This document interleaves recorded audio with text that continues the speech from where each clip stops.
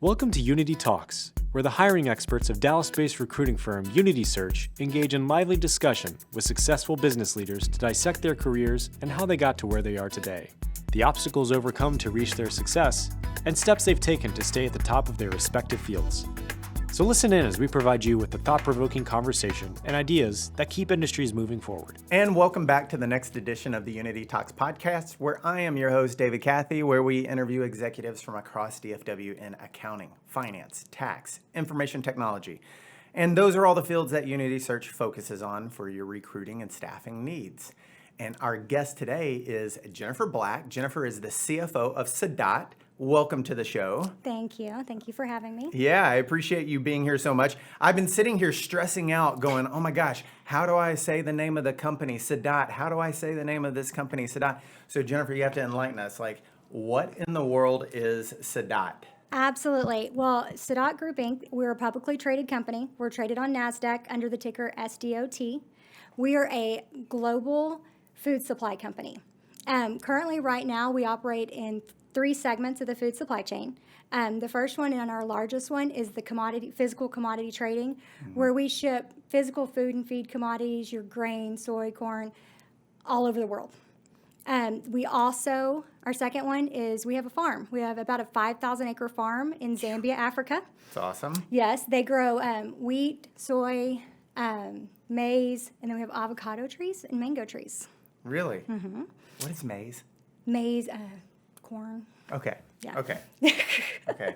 Shows you how educated I am on the global food supply chain here. Okay. That's right. What's the third one? The third one is we have 3 different restaurant concepts with over 45 restaurants in the United States and Kuwait. Awesome. Awesome. Mm-hmm. And we were just talking about how you got back from an Africa safari because you visited the farm in Zambia. I did. When we purchased the farm, due diligence, CFO, I got to go make sure what we're buying, right? Yeah, of course. And so I was like, okay, you cannot go to Africa without going on a safari. Yeah. And so got to go to safari, got to be within throwing distance of a lion and elephant and everything else. Wow. It was really cool. What a bucket list item. It absolutely was. So memorable, so memorable. That's so cool. You also did something that is another bucket list item for people who find themselves in a CFO seat. Yes. Working at a company that is publicly traded. So tell us a little bit about what you did and how cool that was. Absolutely. So in July, the company rebranded from its original name to Sadot Group. And as part of that, we changed our ticker and everything. And with the rebranding, we got to ring the bell at NASDAQ again. And I might have pressured the CEO to tell him that I was ringing the bell because it was a bucket list item. And he so graciously let me do it. And so I got to push the button and ring in NASDAQ. Oh, that is so cool. And they video that. I'm sure you have like a little video of it. Oh, they do. They video the whole thing and they put you up in Times Square. And then it's hilarious because all the people are outside watching you because they think you're somebody important. Yeah. And so you have this whole crew of people watching you because they think you're somebody famous, Yeah. and they don't realize that you're just some nobody ringing the bell. Yeah. Well, hey, little do they know, and so that's such a great setup and segue for me. Little did they know that the young lady that was ringing that little bell at the NASDAQ was from Godley, Texas. That is right. I'm sitting there going, I remember a guy from Godley, Texas that lived down the hall from me in the dorm my freshman year in college, and it all came flooding back to me when I was chatting with you. How does someone from Godley, Texas, end up in a CFO seat of a publicly traded company? So you kind of got to fast track us through this. We can fast track. So I kind of had a little bit of different career path originally. Yeah. High school thinking, I don't know what I want to do. I'm good at math. Maybe I'll go to engineering. So I went to school at Texas Tech. Freshman orientation, they're like, all right, engineering students, you have to go take a science placement test. And I was like, oh no. I don't do science. Not a science person. I'm like, all right, maybe business. I'm good at numbers. Let's do finance and accounting. So went that route. Thought the entire time I wanted to go finance. I wanted to work Wall Street. I wanted to trade on the floor of Wall Street. Growing up in Godley, I wanted to get as far away from Godley. I was never moving back there. Yeah. I wanted to move the city. 9/11 happened when I was in college. Yeah. No more jobs. That market kind of was shot. And so I was like, all right, I have enough hours to set for my CPA. I'm going to go audit. I knew I didn't want to do tax. Hate tax. I don't even do my own taxes. Neither do I. Yeah, not a tax Amen. person. And so went audit. I went and worked for RSM for almost 8 years. And from there, I just kind of moved up. I went and worked for one of my clients as their SEC reporting, and then I moved up to controller, CFO, and just kind of worked my way up. Yeah. Just a lot of hard work. Yeah. Well, it's really interesting when I think about that because, so both of my girls graduated college within the past, 6 years. And, when you're a kid going to college, it's like, oh my gosh, I got to, pick a major and I've got to bulldog through this and all that other. And then as a parent, I'm sitting back and I'm like, they're way too young to figure out what they want to do for the rest of their life. And they're stuck with that. Now, I didn't stick with finance. I did finance for, 6 years. And I'm like, okay, I got to get out from Excel. I got to go talk to people and help people in a different way. And you had a couple of changes because yours was going to be engineering. And then it's like, nope. So it's almost, it's kind of refreshing to hear you didn't feel like you were stuck and you could change and still be successful from that. What did you learn from those lessons? So I'm the type of person that I'm not going to give up. I'm going to figure out a path, and if it doesn't work, I'm not afraid to say it doesn't work either. We're all going to make mistakes. It's normal. Not everything works for everybody. And so I'm not going to just keep pushing through and make it worse and make it worse. I'm like, all right, cut my losses. Let's try something else. Yeah. It's all right. That's kind of what I've done in my career, too, is I haven't stuck with one industry. Yeah. If you look at my resume, I have bounced at public accounting, financial institutions, oil and gas, agriculture, now into, commodities, public and private. I've kind of been all over the place, but I think that allows me to learn something new, to try something challenging. I want to be challenged, and I want to keep learning. I don't want to be stagnant. Yeah, yeah. When, as a recruiter, you look at someone's background like that, and you can kind of have two different thoughts. You can kind of think, wow, okay, they're really well-rounded, so they can do, they're very diverse, so they can do a bunch of different things. And that's how a lot of recruiters think. Conversely, a lot of recruiters also think from like, okay, my hiring manager, the CFO of this company, like, what is this person going to think? Because this company is, a manufacturing company or a real estate company or pick an industry. And often they want to see someone like, no, I need someone that's almost only been manufacturing or only been commodities or only been real estate. And I just feel like that limits diversity of thought. And, when you come into a new organization, you have a fresh perspective, you have fresh eyes, and coming from a different industry, often I think you can add so much more value to how a company is operating and the way they look at things. Well, and I've actually realized that a lot is you need somebody that has an open mind, that has seen things being done another way, and that it's also embraces change. When you're coming into a company, they're not bringing in a CFO just to keep status quo. You need to make things more efficient, more effective. You need to make it run better. Well, if all you've been doing is, let's just say, commodity trading, then you're only thinking about it one way. I've seen it done 5 or 6 other ways. And so they may not all work. Some of them may work. But at least gives me that idea of, hey, let's try it this way. Let's do it this other way. I'm also always asking my team, hey, can you think of doing it a different way? I'm open to suggestions, to change, trying to be nimble, figure out the best way to do things. Well, that's really good because it reminds me of when we've talked previously about how, you were at an organization that I think was sold by a private equity firm and you were out looking for a new person or a new opportunity for you and happen to be at one of your kids' games, stumble into a coach that's coaching the team, and he's like, I want you to come work for me. And I'd love for you to tell a little bit of that story because you had the opportunity to walk into an industry that you have no experience in, and the company was really, really small, and y'all were intentionally seeking out ways to offer investors in that company to a way to maximize their investment and to grow the organization. And I think that right there is you taking the bull by the horns, right? So tell us a little bit about how that transpired. Well, yeah, random story. This is where it shows you that hard work pays off. Yeah. So former coach of my son's baseball team, he had seen me at my son's baseball team with my laptop on my lap all weekend working, and he knew I worked a lot just because it's in my nature, not necessarily because I have to, and told him I was, we'd sold the company and I was trying to figure out what I was going to do next, and that's when he was like, you need to come work for me. And I was like, I don't know if I want to go back and work for another public company. Been there, done that. Don't know if I want to do it. But I always want a challenge. I want a challenge. Looked at their financials. They were a challenge. It was something that I could see I would like to do. Yeah. And so I met with the CEO, loved him. He's great. And started working there. And I was there about 6 or 7 months when we decided, hey, we need to do something. Do we need to do an acquisition? Do we need to do something else? And a reverse merger, whatever. And then this opportunity came along. We're a consulting group with an experienced group of commodity traders, farmers, logistics. They've been doing this for years. And they were looking a way to enter the public market. And instead of doing a reverse merger or something like that, we crafted a kind of an interesting way to do it where when they drove net income into the business, they got shares of stock. And that's kind of how we entered into the commodity trading business. We weren't just entering into it with the whim with, oh, we're just going to start commodity trading. We don't know anything about it. No, we did it the right way. We brought in consultants with years and years of experience that have been doing this, which is what has let us be so successful so far and generate so much revenue and gone from, a restaurant-based company that made $10 million worth of revenue to the first 9 months of this year, over $550 million in 9 months. And that was all in less than a year. Yeah.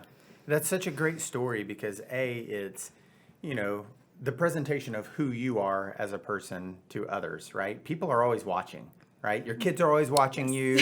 Your employees are always watching you. The coaches of your son's team are they're watching. When you don't think they are. When you don't think they are. Like, no, I'm just over here in my sweats, like, trying to get all this stuff done while a little tournament ball's going on. And people are paying attention.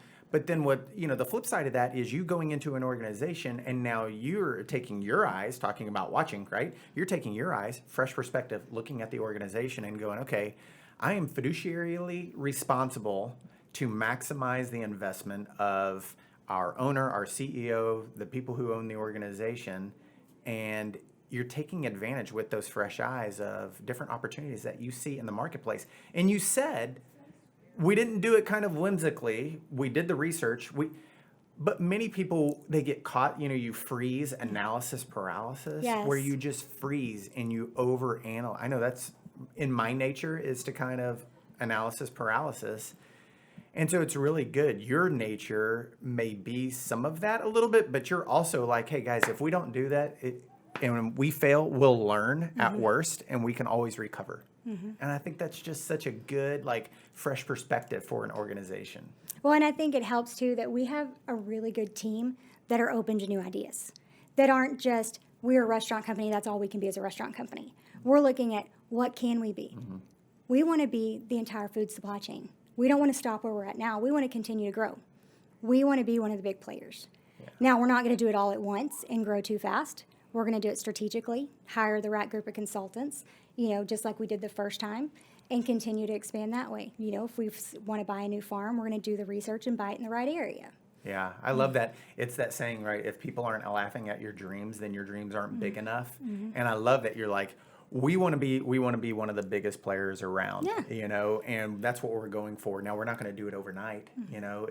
It took us 20 years to be an overnight success, and that's the way we think about Unity Search. We're like, we want to own Texas, and we're going to get there eventually. It may take some time, but we want to own Texas, and taking the right steps. I think it's so important to dream big, and I feel like some people's dreams get crushed early on, so I love that y'all are taking steps. Now, I have to ask you, so we want to talk a little bit about hard work. We want to talk about work ethic because, y'all, when Jennifer and I were talking, it was like she was so passionate about, I walked away from that, and I even told her this, Jennifer, I walked away from this thinking, hey, I may not be the smartest person in the room, but I am going to outwork you. I'm going to figure it out. I'm relentless. I'm not going to stop. I look for people with work ethic. And you were saying it, even the word workaholic, and sometimes that's said so much with a negative connotation, and the way you were delivering it and your passion behind it, it was neutral, if not a positive way to look at it. And I'm like,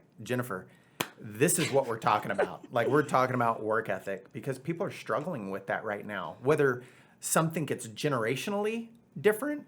Some just, post-COVID, it's just not there anymore because people want that quality of life because you never know when it's going to end. So why does work ethic, why does workaholic, why is there such a negative connotation to it for some? I think it's because they think just because you're a workaholic, that's all you do.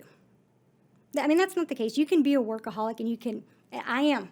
I will own up to it, but I also try not to ever miss a game that my kids are playing in. If they have something going on at school, I'm going to be there.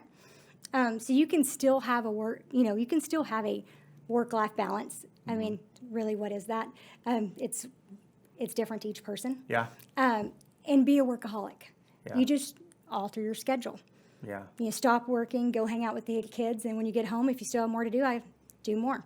Yeah. Or adjust the schedule around. I really think, though, the way where I got my work ethic was definitely from my upbringing.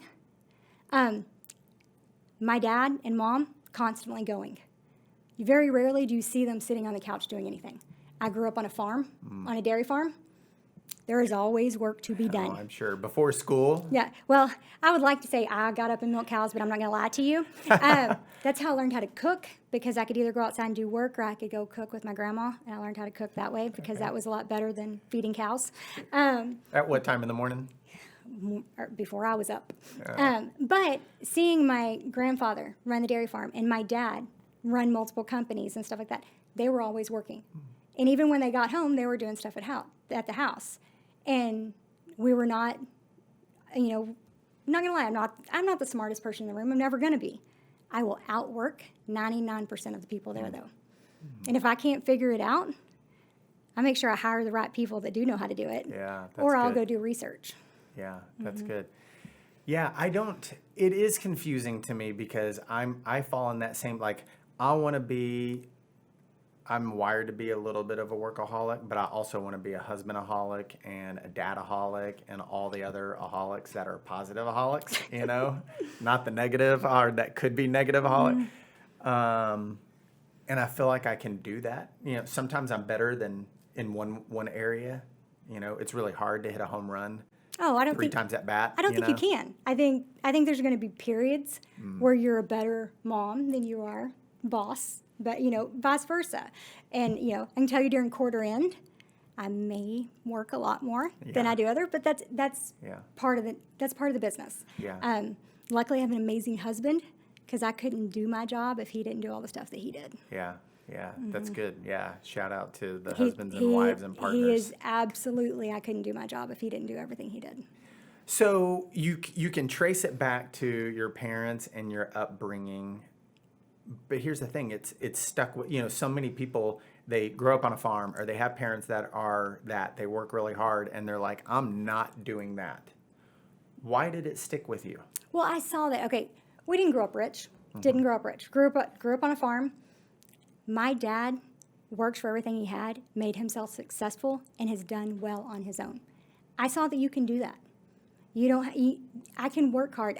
Also, maybe I'm a little bit weird. Nothing motivates me more than somebody telling me I can't do something. You tell me I can't do something, I'm like, watch me. I don't care how many hours I have to work to do it or what I have to do. I'm going to figure it out. Yeah. I feel like people who have that work ethic nature have that competitive It's probably fire. Years of playing sports. Yeah. And I'm not going to lie, my family is probably one of the most competitive families I've ever met. I mean, I've had an aunt that we've broken ribs over a game of spoons at Christmas. Okay. We're like legit competitive family. And no, I will not go to your house for a holiday. come on, it's fun. But it's just in my genes. I want to be the best at whatever I'm doing. Yeah. Whether it be work, whether it had been school, and I wasn't the most athletic. I wasn't the smartest, but I worked really hard. Mm-hmm. Yeah. And I feel like, I'm trying to picture you and people like you in an environment in public accounting where it is that's challenging, right? Because everybody's that type A personality, Yes. director, driver, let's go. I want to get the promotion before you get the promotion. I want to get the big industry job before you get the big industry job. And so it feeds on itself. But one of the challenges that I feel like we talk about with leaders all across DFW who are looking to hire people is there's a sense that we get of frustration. It's like, David, how do you find people that are going to, not punch in at 9 and punch out at 5 and take an hour and a half lunch and then want to get promoted and make, get a merit increase of, 10%. And there's this overwhelming frustration that we hear. It's this underlying current that's in the market today. And it's really hard for us to answer that because it's so person by person basis. Mm-hmm. What do you see in your lens, in your organization, and in your circles related to that? We've seen a lot of the same thing. We've struggled with it. I hate to say this, probably went through more people this year than I ever have. Just because if I can see that it's not working in the first 30, 60 days, I'm not going to string them along for 6 months. It doesn't do good for anybody. But when I look for somebody, I want to look for somebody by looking at the resume that you can see the work. If I'm hiring somebody straight out of college, I don't necessarily want the one with the 4.0 that all they did was go to school. I'll look for somebody that I'd rather hire somebody that had to work 2 jobs to put himself through college and made a 3.0. They worked. It took a lot of effort to do what they did. I try to look at the same thing when I look at resumes. Sometimes it works, sometimes it's not. But also, I try to find good people and then I take them with me wherever I go. The director of accounting I have right now, this is the 4th company she's worked for me with. I just kind of take her where I go because she's my right hand. She knows she can pretty much knows what I'm thinking, so I know that she's going to get stuff done. So when you can find people you trust that work well with you, you just keep bringing them wherever you go. Yeah, that's so good. You made a great point about when you look at resumes. We've literally had multiple clients that say, we don't want someone that just went to school. We want someone who, maybe they didn't have the best grades, but they were a student athlete, or they were heavily involved in some function at school, or they had to work to put themselves through school. They had something else that was out there that they had to leverage, and they still did good enough in the job. And, we hear things like, well, it teaches them time management, it teaches them discipline, and that's what you need to be successful in the job. You can normally teach a person what to do. You can't teach them to show up and give everything, to give the 100%. You can teach them how to do a cash reconciliation. But teaching them how to think for themselves instead of just following the steps, or when they hit a hiccup, to be able to work things out on their own before just stopping saying, I don't understand. Yeah, that's really good. And you said something a few minutes ago, and I cannot tell you how many people have sat in that chair and said something so similar, which is, I've learned to hire people, and if in 30, 60, or 90 days, which back in the day when I was a kid, it was like your probationary period. That's what we all called it. Now I don't know anybody that calls it that anymore. But if I know they're not going to work out, then we go ahead and cut each other loose. And there's a thing in EOS that we've talked about before where it's like 36 hours of pain. Like, it is painful to let someone go because you care about them and you want. But I'd rather go through that 36 hours of pain than the 9 months of pain that you kept them there and they're out of their depth, or you're frustrated, but you feel closer to them and tied to them emotionally because they're a good person. And that's something that I can't tell you how many times, Jennifer, I hear that and I'm like, all right, David, you've got to start operating like that. You know what I mean? It's better for the organization, and it's better for that person that you're letting go because you've set them free to go find the job that's a better fit for them. And it's so hard to remember that. Well, and then also, you're spending a ton of time training them. If they haven't picked up on it in 30, 60 days, they're not going to pick up it on 90 or 120. So you're just creating extra work for yourself. Yes, you have to train somebody else again, which is usually that's why you don't let the person go, because you're short-staffed and you can't fill. Sometimes you just got to say, okay, we're going to suck it up. We know we're all going to have to put in the extra. Like, we went down to where we only had 2 people. I was having to do cash reconciliations and AP, but we knew that little bit of temporary pain was going to put us in a better position in the long run. So, that's just something that needs to be done. Well, and I think, on the flip side of that, first off, you're doing that, to use a word that I think is hopefully becoming more common in the workplaces. You're doing that out of love, right? Oh, You love yeah. the person because you want them to go find a better job. You also love your team and you love your company, and it sets you up better. An effect of that, right? That the cause and effect, right? An effect of that is you're giving your team opportunity, if they have the work ethic, to step up to the plate where you see promotional and succession planning paths for them. Have you been able to take advantage of that? Oh, absolutely.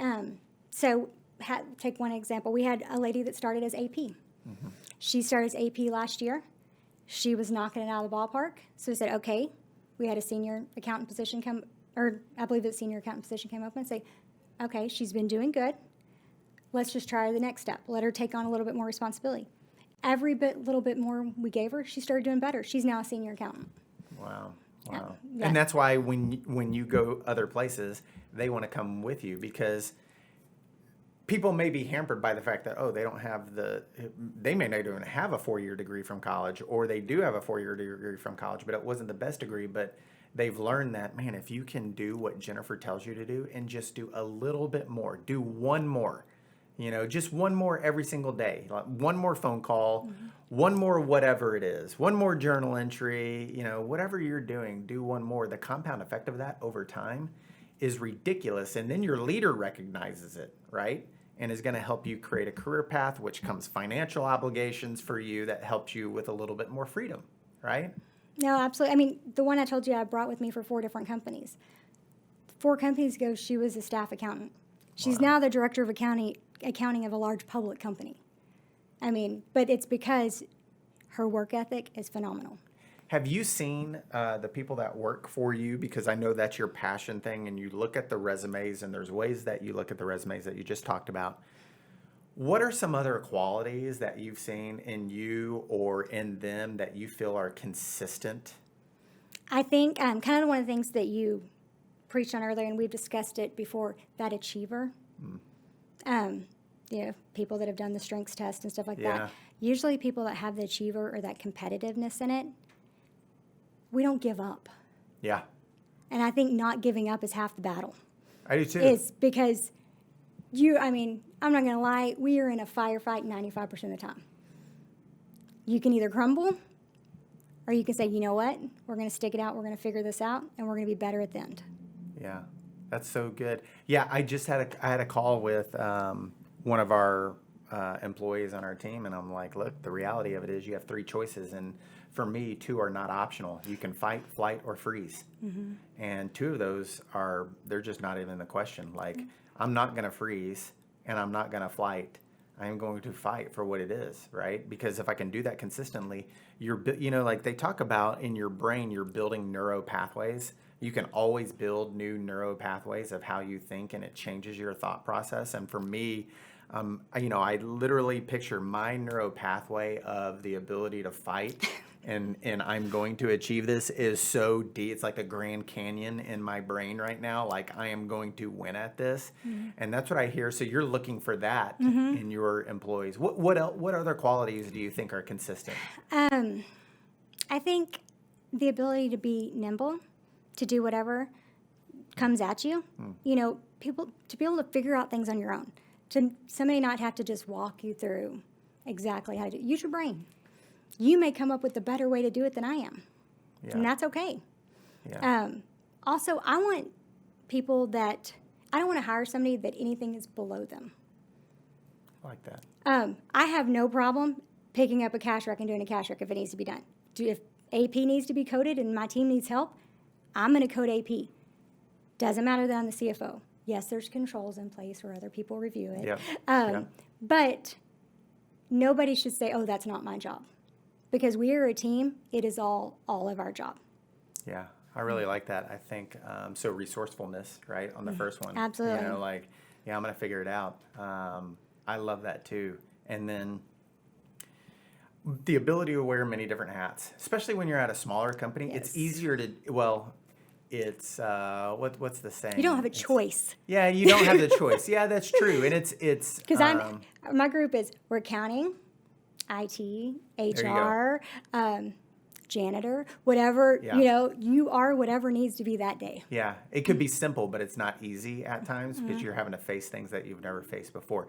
When you get into a larger organization, that can be really more challenging because you're siloed, you know, and you don't even see the other side of the accounting department because the accounting department has over 100 people in there, right? But when you don't have a choice. No. I remember I have a friend, that's so funny you say, I remember I have a friend who went to SMU's entrepreneur, an MBA in entrepreneurship. And then he opened up his own company, and he used to call me up and he's like, David, like, this is really a lot harder than what I thought it was going to be. Like, I'm even taking out the trash, and I'm sitting there and like it was a big aha moment. And I'm like, so don't we all? Like, we all do the things that we don't want to do in our job. Everybody has that in their job. And so, you know, I just worked on shifting his mentality around that. And I think that's really good. Like, training someone else is not beneath them. No. Answering the door, getting the mail. Well, and that, I mean, as a manager, no matter what stage it is, training people and mentoring should be your number one priority because they are going to that's how you're going to grow. You can't ever move up or you can't ever take on different roles if you're not willing to train somebody and teach them how to do what you're doing. That's really good. So I'm going to ask you a question on this because it's something that I've thought about a lot, and I've had this conversation before with a guy that's on my team. You know, when they're younger in their career, it's like training them, you're taking big leaps. And then as they become seasoned and better in their job, you know, I've told him because he'll come to me for feedback. He's like, man, I really want you to give me like super critical feedback. And I'm like, you know what? You're at a stage in your career now where the training or the information, it's just a nuanced difference. You're not making big leaps anymore. They're super nuanced because you've gone through the stage, you've crawled and then you've walked, and now it's like you're sprinting and you're just getting a scotch faster than the last time. Is that something that you think resonates with you? No, absolutely. I mean, you can't continue to grow in leaps and bounds like you did when there. I mean, that's just impossible. And then you're going to keep growing and you're going to keep tweaking. I mean, I definitely am at a learning phase all the time. Is it as big? No.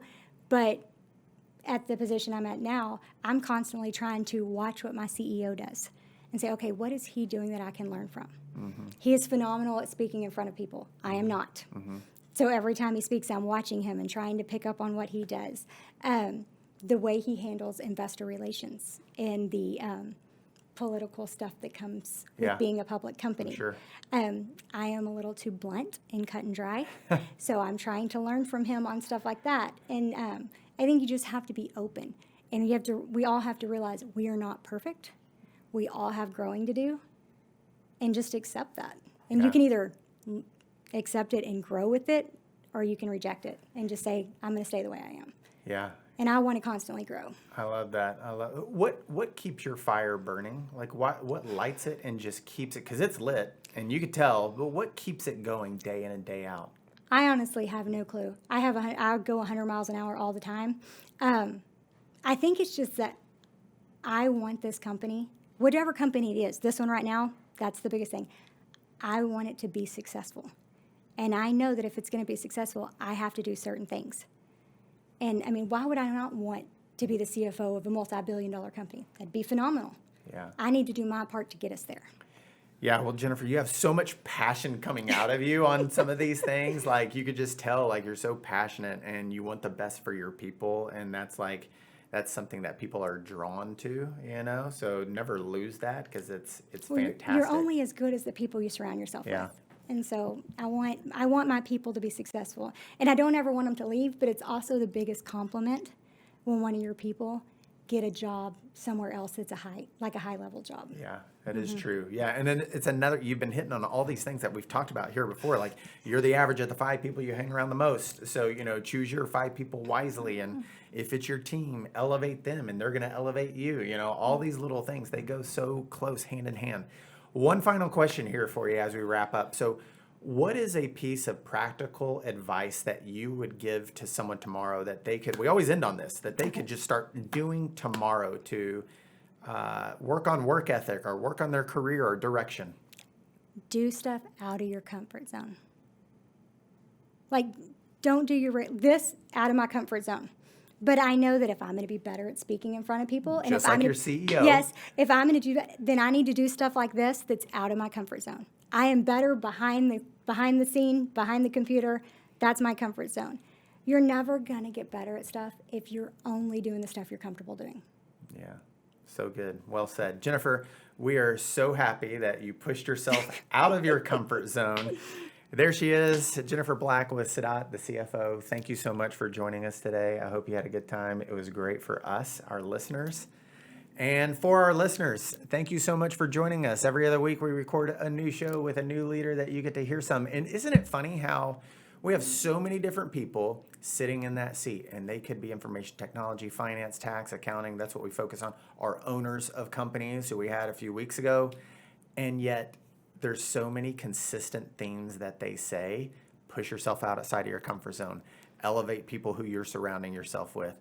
Like these are so, if people aren't going to work out, get rid of them within the first 30 days. I'm saying get rid, that sounds harsh. It's not harsh. It's out of love that you're letting them free to go do what they're going to be better at.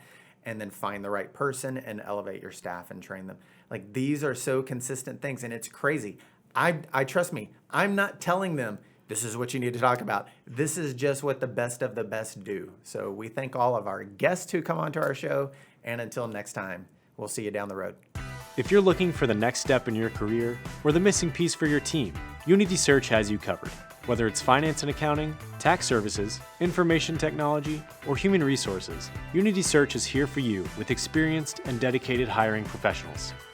Reach out today and take the next step. Unity Search, placing you first.